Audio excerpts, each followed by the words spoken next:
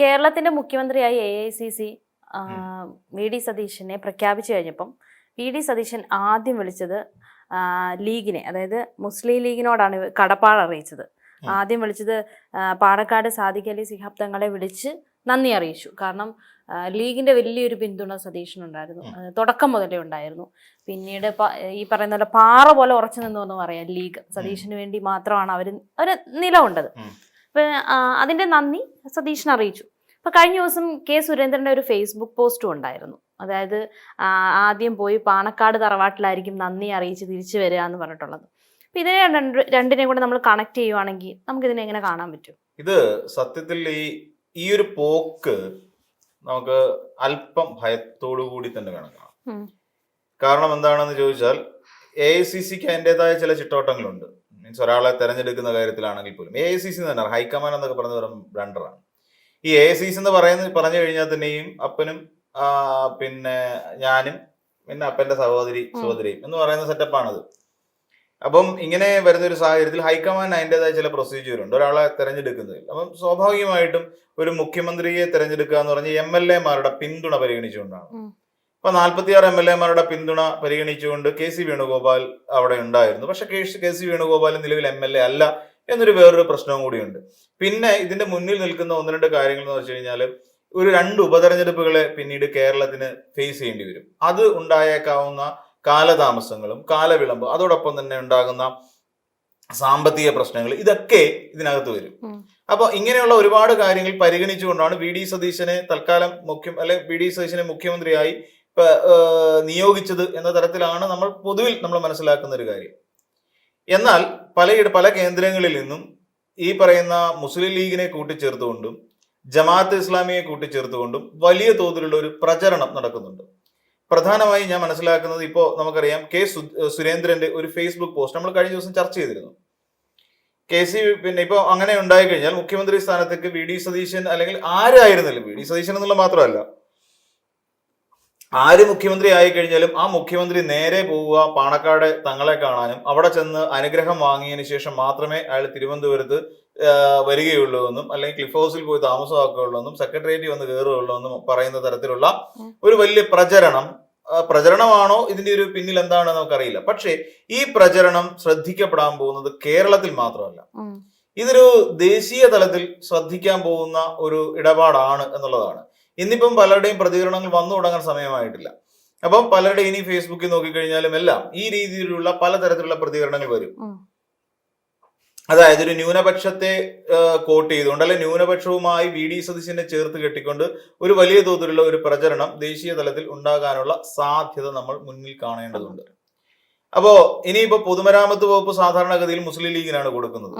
മുസ്ലിം ലീഗിന് പൊതുമരാമത്ത് വകുപ്പ് കൊടുക്കുന്ന സാഹചര്യം നമ്മൾ വേറൊരു തലത്തിൽ കൂടെ ചിന്തിക്കേണ്ടതുണ്ട്. ഈ ഒരു വ്യാപകമായ പ്രചരണം വരുമ്പോൾ ഇപ്പോൾ കേരളത്തിലെ പൊതുമരാമത്ത് വകുപ്പിന് വലിയ പ്രാധാന്യമുണ്ട്. എന്താണ് വലിയ പ്രാധാന്യം എന്ന് ചോദിച്ചാൽ നമ്മുടെ കേരളത്തിലെ ദേശീയപാത 66 വികസന പരിപാടികൾ നടന്നുകൊണ്ടിരിക്കുക. അതിന്റെ വികസന പ്രവർത്തനങ്ങളുമായി കേന്ദ്ര സർക്കാർ, അതായത് നാഷണൽ ഹൈവേ അതോറിറ്റി ഓഫ് ഇന്ത്യയും കേരള സർക്കാരും പോയിക്കൊണ്ടിരിക്കുകയായിരുന്നു. ആ സമയത്തും ഇവിടെ നമ്മുടെ മുഹമ്മദ് റിയാസ് ആയിരുന്നു പൊതുമരാമത്ത് വകുപ്പ് മന്ത്രി.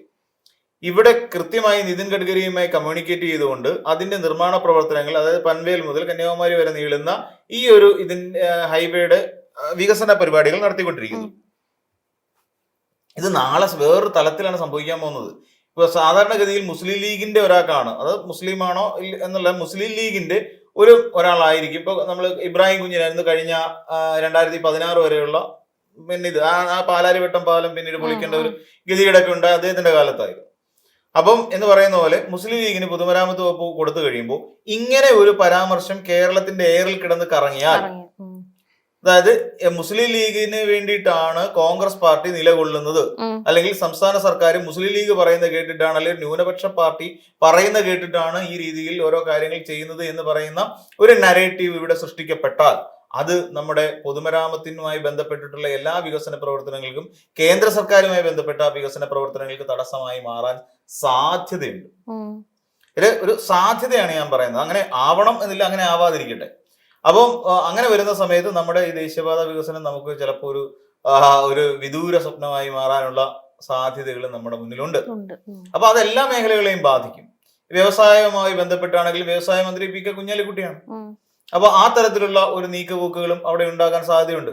അപ്പം കേരളത്തിലെ കോൺഗ്രസ് എന്ന് പറയുന്ന ഒരു രാഷ്ട്രീയ പാർട്ടി ദേശീയ തലത്തിൽ മതേതരത്വം പ്രസംഗിക്കുമെങ്കിൽ തന്നെയും പല സംസ്ഥാനങ്ങളുമായി ബന്ധപ്പെട്ടുകൊണ്ടും മതേതരത്വത്തിനപ്പുറത്ത് ഒരു ന്യൂനപക്ഷ പ്രീണന സമീപനമാണ് പുലർത്തുന്നത് എന്ന് ദേശീയ തലത്തിൽ വ്യാപകമായ ഒരു പ്രചാരം ഉണ്ടാക്കിയെടുക്കാനും ഇവരെ കൊണ്ട് സാധിക്കും.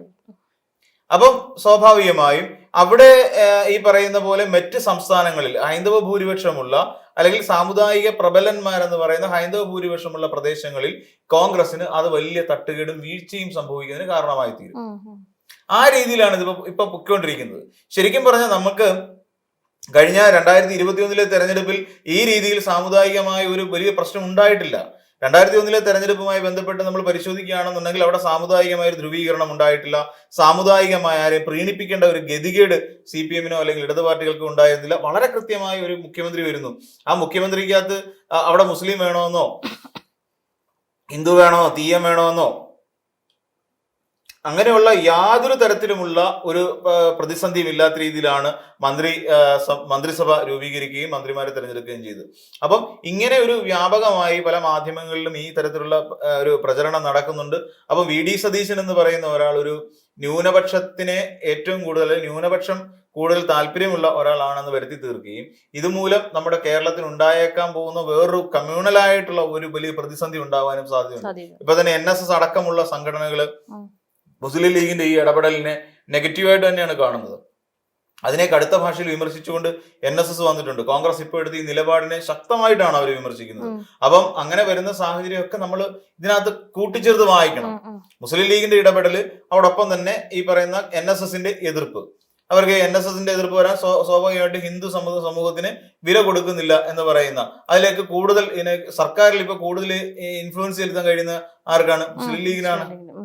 കാര്യം മുഖ്യമന്ത്രിയെ തീരുമാനിച്ചാരാ? മുസ്ലിം ലീഗിന്റെ ശക്തമായ സമ്മർദ്ദം AICCക്ക് മേൽ ഉണ്ടായിട്ടുണ്ട് എന്നാണ് പറയപ്പെടുന്നത്.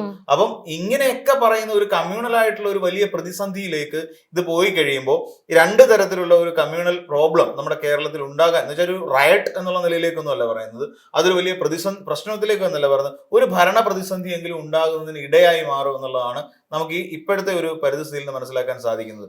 അതോടൊപ്പം ഈ പറയുന്ന സംഘപരിവാർ അനുകൂലികൾ അല്ലെങ്കിൽ സംഘപരിവാറുകാർ ഇവർ മറിച്ചൊരു അല്ലെങ്കിൽ ഈ പറയുന്ന തരത്തിലുള്ള ഒരു വലിയ പ്രചരണം പൊലിപ്പിക്കും. അത് ദേശീയ തലത്തിൽ പോലും അതിനെ ഉണ്ടാക്കാനുള്ള സാധ്യതയുണ്ട്. അതിന്റെ തുടക്കമാണ് K. സുരേന്ദ്രന്റെ ആ ഫേസ്ബുക്ക് പോസ്റ്റ്. അത് നമ്മൾ ഭീതിയോടുകൂടി തന്നെ കാണേണ്ടി വരും ഇനി അങ്ങോട്ട് പോകുന്ന ഓരോ പോക്കിലും. ഇവിടെ ഇനിയും ഈ പറയുന്ന ദേവസ്വം ബോർഡുമായി ബന്ധപ്പെട്ട വിഷയങ്ങൾ ഉയർന്നു വരാം.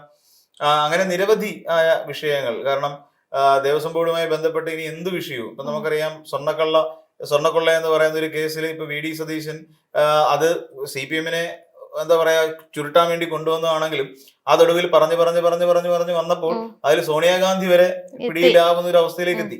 എന്നിട്ട് ആ സോണിയാഗാന്ധിക്കെതിരായി K. സുരേന്ദ്രൻ ഇവിടെ ഒരു വലിയ പ്രക്ഷോഭം നടത്തി. ഒരു വലിയ ഗണപതി എന്ന് പറയുന്നിട്ടൊരു സോണിയാഗാന്ധിയുടെ സഹോദരിക്ക് ഈ പുരാവസ്തുക്കൾ കച്ചവടം ചെയ്യുന്ന ഒരു വ്യാപാരശാല ഇറ്റലിയിലുണ്ട് എന്നാണ് പറയുന്നത്. അവിടേക്ക് ഇത് കടത്തി എന്ന് പറയുന്ന തരത്തിലുള്ള ആരോപണങ്ങളിലേക്ക് വരെ എത്തി. ഇതൊക്കെ നമ്മൾ മനസ്സിലാക്കേണ്ട കാര്യങ്ങളാണ്.